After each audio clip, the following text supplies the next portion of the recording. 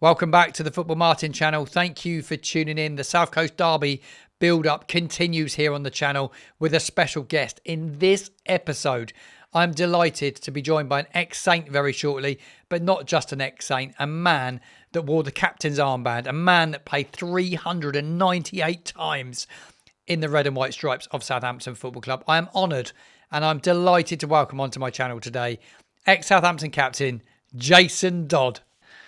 No problem. Thanks for having me. As a kid growing up, I watched you a lot. I played a lot of amateur football, and I ended up becoming a right back. And it's either model my game on Gary Neville or Jason Dodd. So I model my Excuse game me. on Excuse Jason. me. So I Gary model. Neville. Bloody hell. I'm getting off now. You know what I mean?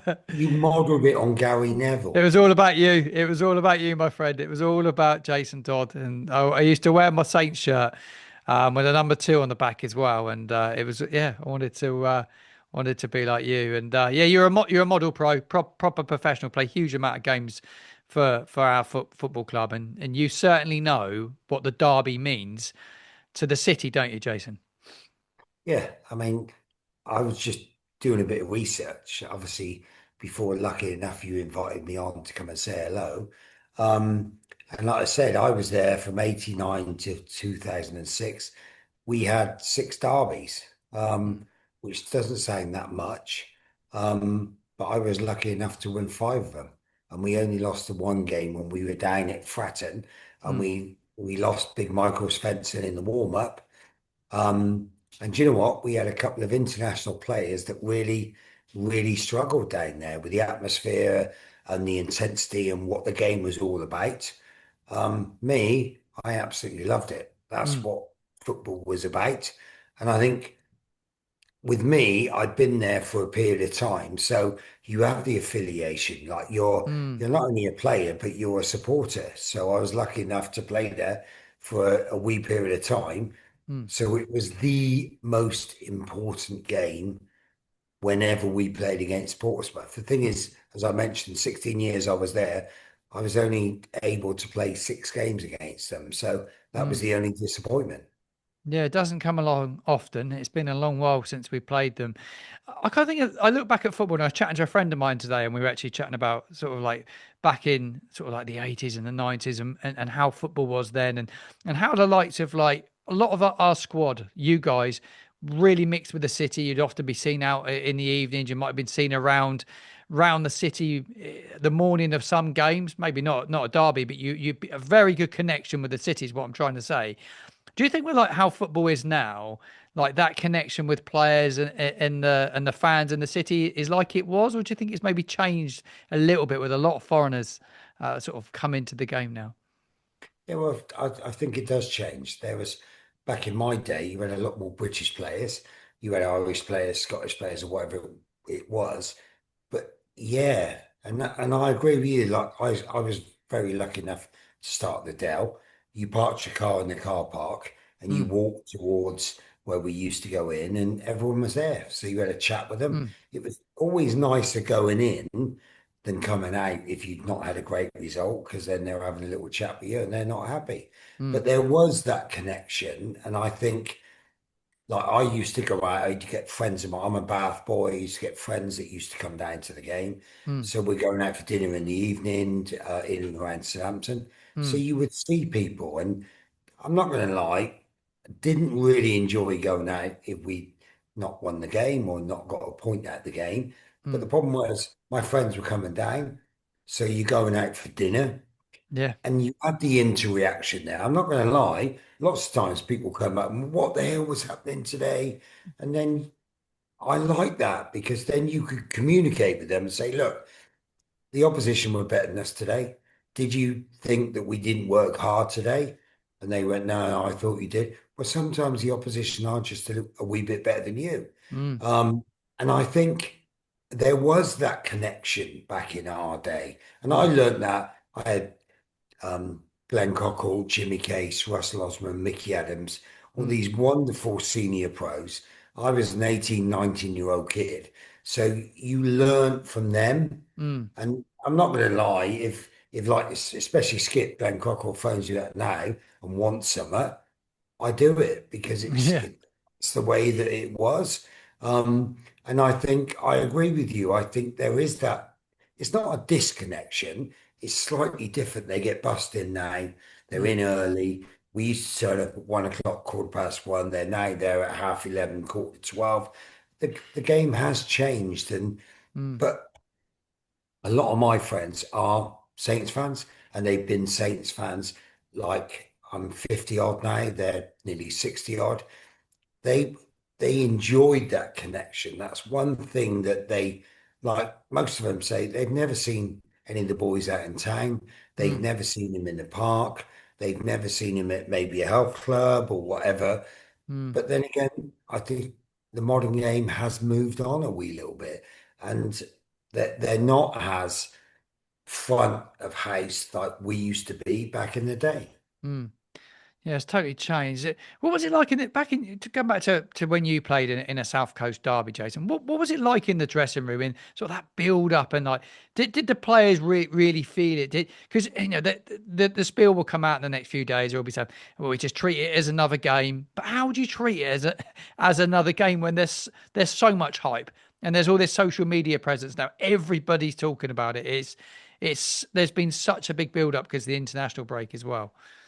I know, and I think the international break has not helped because it's 2 weeks. Yeah. So you've got a massive build up to the game.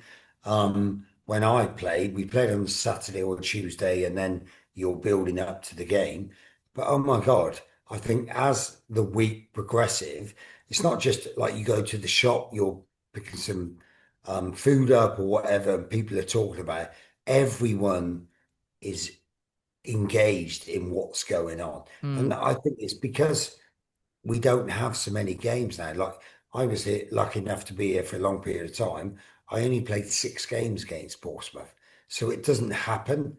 So where we've had this 2 week build up, I think it's starting to snowball now, mm, leading up to the game, that people are desperate to find out what's going on, who's going to be playing. yeah. Both sides have bought different players over the window.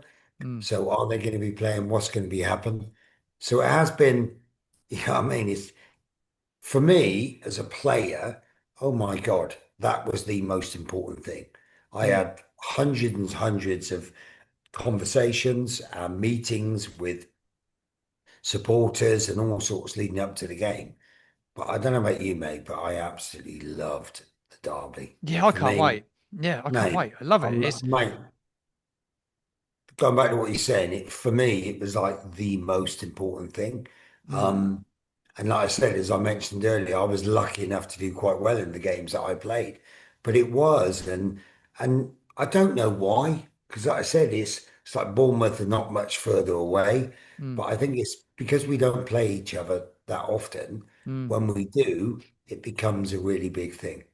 Yeah, it does become a big thing. We talk about big things. You scored in a derby as well, and not your normal goal. You scored from a corner at St Mary's Stadium, in what was a I was there on the day. It was a good game actually. Marion scored as well, didn't he? Little Marion, absolute legend, wasn't he? I had him on the podcast at one stage as well. What was that moment like? I'm sure you've been asked it many a times as well. What was it like to score in a South Coast derby? You're in the history books forever. It's Yeah, huge. well, I'm not because the goal was taken off me. So Yeah. in theory, everyone talks about it, but the Mm. bottom line is it was like 5 or 6 days later. And I'm not going to lie, mate, it was a lucky. I was quite good at set plays. You were I had an very good error at set I play. used to hit. Yeah, I had an error I used to hit. We had a massive gush of wind, and I can't even remember the lad that was on the line, headed it into the bar and it went in. Mm. So I think you saw from my reaction. I can't really claim it. You can't Yeah. really go off and, as though I put one in the top corner or Yeah. had a solid finish. Mm. I was a wee bit embarrassed that obviously it had actually gone in. Don't get me wrong, everyone else was made up and they're coming up and jumping on me and things. Yeah. Like you said, in these little games, you need a little bit of luck. That was Yeah. a very lucky break that we got with the wind. But Mm. then that set us on to which is the most important thing on a derby, Mm. is to go on and win the game. Yeah, you talk about wind. It could be a windy day actually on Sunday. The forecast is for quite a blowy day, rain. It's going to have South Coast Derby written all over it. And like you say, goals change games, don't they? And looking ahead to Sunday, do you see the first goal? In any game, it's big, but in a derby, it's even bigger, isn't it? Because if it comes early, it can really open the game up. Otherwise, it becomes a bit of a football games. Are about you. They become like chess matches now. Like it's just like people just trying to work each other out. Is the ball moves side to side, and you're just sussing each other out. And an early goal could totally change it. Well, exactly what you said. Like Portsmouth know how we play. We know how they play. There's so much more information now about the opposition. You know so much about them. Mm. So in theory, if Portsmouth come sit in, then our supporters will get a little bit nervy because we're thinking, shit, Yeah. we need to get a goal, and we're a little bit worried about it and things. So it's one of those. I work with a fellow at school, and he's a Pompey fan. Mm. And I'm not going to lie, mate. We're not just talking the last week or two. We're talking since we got relegated. He's Mm. been on to me and on to me and on to me. So it means so much to a lot of people. But I Mm. just think that's all well and good. We know about Pompey, they know about us. I'm not gonna lie, mate, on a derby, it's not about that. It's Mm. about, like I said, the one game that I lost down at Fratton, we got beat 4-1. We had international players that really struggled with the atmosphere Mm. and the surroundings. And it was really strange for me because I'd seen them in previous games and weeks and months and that performing at such a high level. Yeah. But there was that apprehension, there was that nervousness. Mm. And this is the thing, I think both sides are going to feel like that Yeah. on Sunday. And I'm just hoping that we're going to be able to deal with the pressure because we're under slightly more pressure than Pompey because Yeah. we're at home. I Mm. just hope our boys are going to deal with it better and the result is going to go our way. Yeah, you talk about international players. It was a busy window for Saints. There was obviously a huge amount of business that had to be done. Players had to leave. Obviously, lost Mateus, lost Tyler. It was always inevitable. But then a lot of players come in. So if we talk about the income, and you talk about international players, we have brought a few in. There's two with championship experience in Finn Azaz, and Tom Fellows, both played at this level, so that they know what the championship's all about. Do you think it's difficult to start giving players debuts in derbies? No, Just throw them in. because these boys and that have obviously they're going to be up for it because it is their first game. Mm, So I think maybe sometimes it's a little bit easier mm, because I mean they will want to impress mm. because it is their first game for the club. So I'm thinking that let's just go for it. I think we've had a good window. We Yeah. knew we were going to lose. We knew we were going to lose players. Of course we were. But then again, I think we got a lot of money in. We've done well. Mm, And as you mentioned then, the chaps that we brought in, they are creators. yeah. People moan about we don't score enough goals. Well, he's brought the boys in that are, in theory, last year in the top five assists in the championship. So Mm, then we can't moan about goal scorers and not scoring goals. So I think really it's been a really good window for us. mm, Um, is it going to be? Yeah, I mean, pushing to get into the Premiership, I'm not sure. But I yeah. think we're going to compete at the top end, which Mm, is, I think, what the owners and what the manager wants us to do. yeah. Do you think Saints would be a top two side this year? You put that question on me. It's it's a harsh question. I'm not gonna, to be honest, mate, I don't think so, no. gonna be tough, isn't it? It'd be tough. Mate, it's It's a good only, league, isn't it? It's got better, isn't it? The champion. If we're honest, the championship's a lot tougher, isn't it? Than it has been in many years. Like the the thing quality is is, improving. Players are getting mate, better all the time. so we've got the three teams that have come down. So everyone's going to be saying exactly what you said then. Do you Mm, think we're going to be in the top two? Everyone, look at Ipswich. They've not started wonderful. It's a massive change. And yeah. like we've got a new manager and he Mm, wants to put his philosophy in and mm, how he wants to be around the training ground. We got to give him, which I think the club are going to do, two yeah. or three windows for him to He build. needs Because time, doesn't he? mate, he's having to come in and coach players, which is wonderful because he's a very good coach, but it's not his way of playing. So Mm, you'll come and you'll coach somewhere. If they're not up to it, mm, what are you supposed to do? So we've got to give him 2 to 3 windows and Mm, then see what happens. And I think I'm hoping that that's where the club are going. They're understanding, look, it's not going to be here and now. We're not going to be top of the championship at Christmas. That's mm, not how it's going to work. But it's going to slowly build into where everyone wants to be in the Premier League. But mm. I don't want it that we do really well this year. We get promoted again, and then we have a year like last year where It we was have horrible. one win. Yeah. And it's like, from a supporter's point of view, it's not that enjoyable. Yeah, it is unenjoyable. And it is a tough job for Still to take on, no matter what anybody says. A club that had won one game away from home, one game at home all season, and they let a lot of goals in. We shipped a huge amount of goals last season. It was 86 in the Premier League. It must have been damaging, not just to the fans, but in that dressing room as well. And it's going to take some time, isn't it, to rebuild it? Yeah. And you talk about the dressing room then, like, it was really difficult for me to watch because I'm a defender. Mm, And you're thinking, I'm not going to lie, mate, we're talking a good 10, 12, 14% of them goals were mm, not the opposition were wonderful and creative and no. things like that. We gave a lot of our goals away. So in a vast amount of games last year, we're chasing the game just by the way that we played. Now, don't get Mm, me wrong. I understand managers and this is their style and philosophy and all things like this. But I'm a player, and if I was in there and you are giving the ball away consistently and this costing us goes, mm, I'll tell you, mate, I'm going to be ripping your balls off. And mm. that's what I found really hard. It was hard to That watch, wasn't it? it was hard to watch because I understand the way they wanted to play, but you have to have the players to do that. And Mm, even though we had some wonderful players there last year, they were just not up to that level to mm, play the way that we wanted to play. And yeah. I think that was where it was really difficult to watch Mm, and to comprehend because when I'm watching our people around us and what they're saying, we had an old fella that was right in front of us, and what he was shouting things on, obviously trying to help, but everything he was saying was spot on. And mm. you're thinking, why the hell are we not doing it then? Yeah, yeah.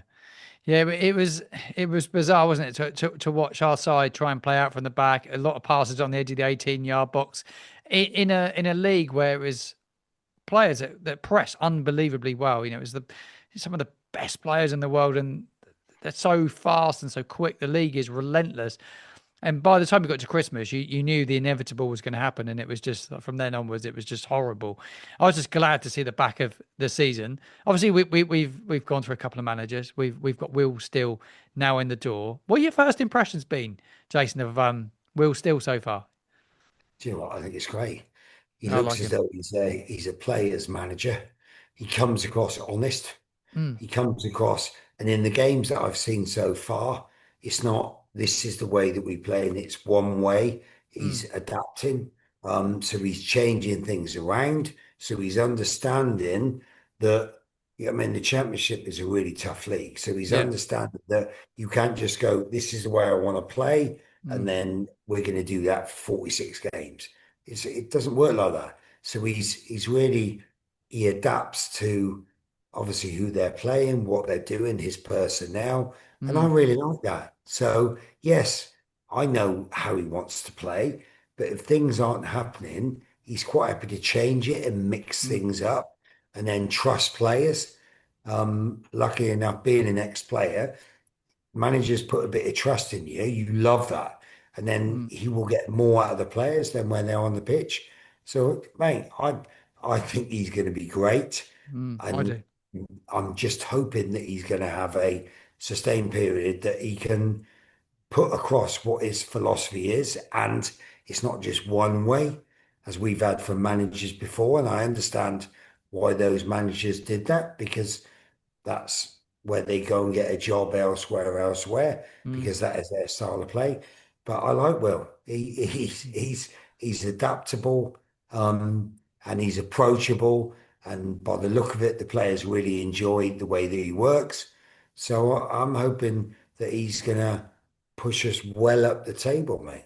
Yeah, no, I'm excited by him. When you reflect upon your career, you spoke about managers and putting out, sort of really getting the best out of players. When you reflect upon your career, is there a manager for you that did that for you, that got hold of you and you loved playing for, and your best football come under him? Do you know what? I had 13 managers, some really good ones, one bad one, but let's not go there.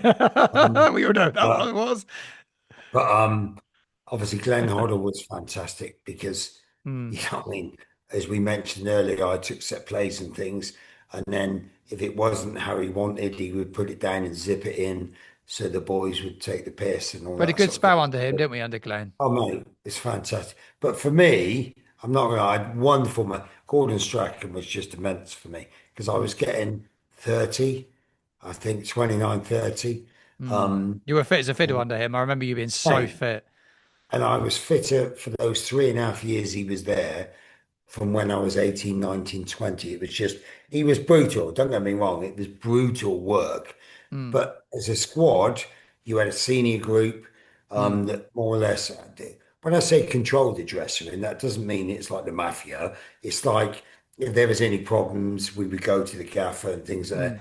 But just the way he did things and the way um, he set up and the way he got the players together, like we do anything for him Yeah. because we knew he would do anything for us. And I think we were like eighth, 10th, ninth, or whatever, and a cup final when he was there.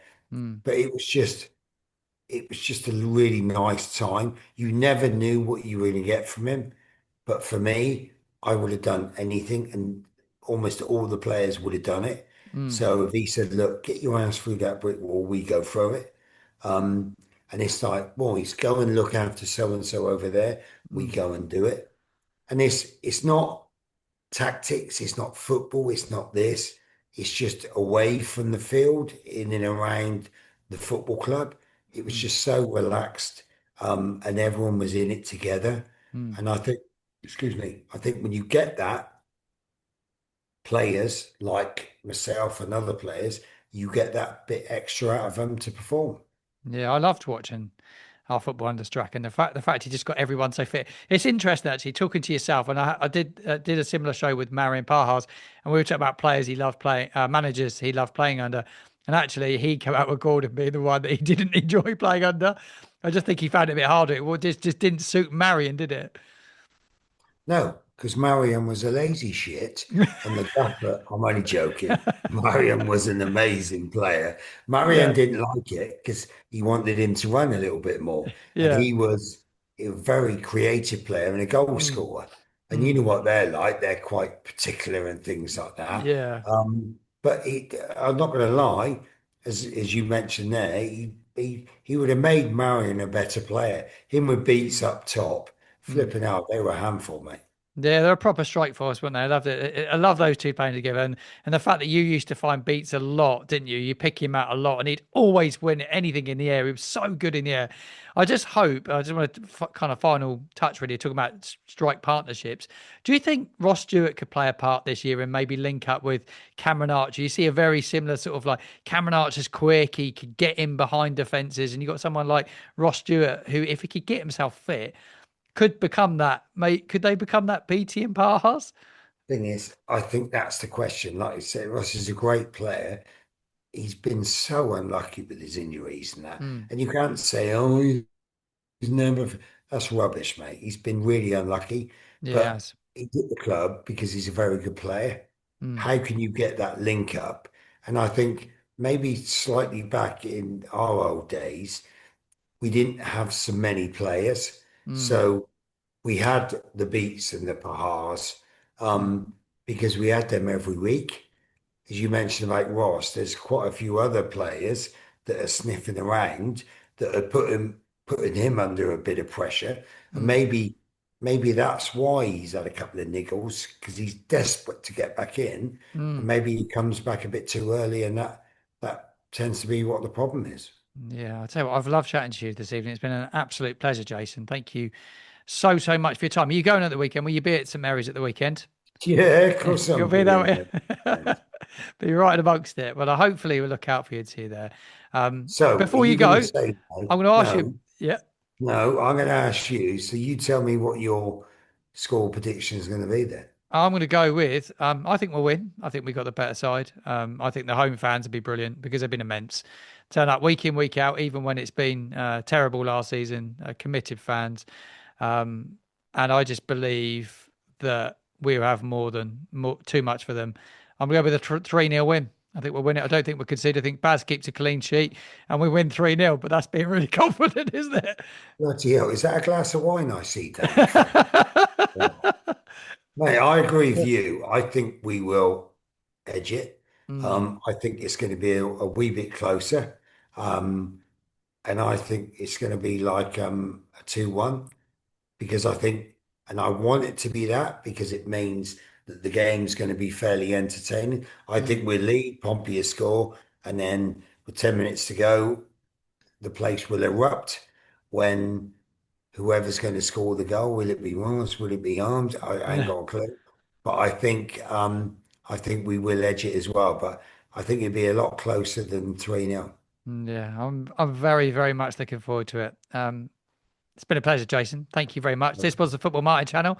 This was Jason Dodd, and make sure you subscribe to the channel, smash a like on the video, and get involved in the comments below as well. Thank you for tuning in.